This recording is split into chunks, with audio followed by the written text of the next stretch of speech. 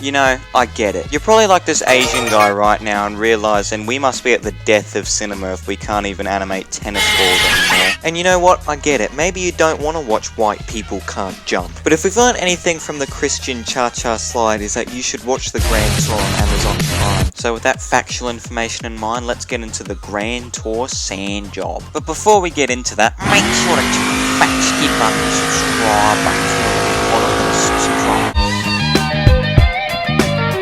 So after this freaking epic intro, we're introduced to these new expensive supercars that have off-road capabilities. The only downside is that they're a bit expensive, so the trio had to come up with substitutions. Jeremy brought a Jaguar F-Type with a hornbill and some epic lights on the front. Hammond brought an Aston Martin DB9, and you would think for a car that could cost up to $140,000 would be able to hold on to the air conditioning for more than 15 minutes into the trip. Oh no.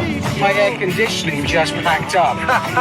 And James brought a Maserati Grand Cabrio, which was perfectly cromulent. So the three of them have to go from Mauritania all the way to Dakar, and this isn't like your prissy shit home to dump shop trip. No.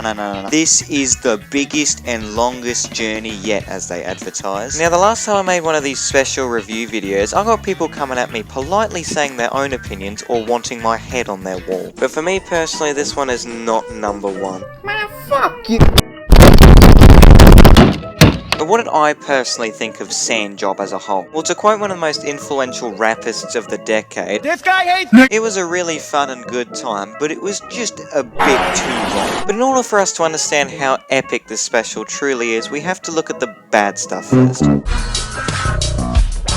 There was nothing that inherently bad about Sand Job overall, but its main double-edged AU falcon was its runtime. Now you might be thinking, oh fuck off, it's not that long. Dude, fuck on. I just had to sit through Dune 2, and that was also a 2.5 hour long movie about sand. Only difference is I actually liked Sand Job as opposed to dog shit the film adaptation. Getting back on Sand Job, the only other complaint I really have is that some bits do feel pretty scripted, but I mean, I don't care.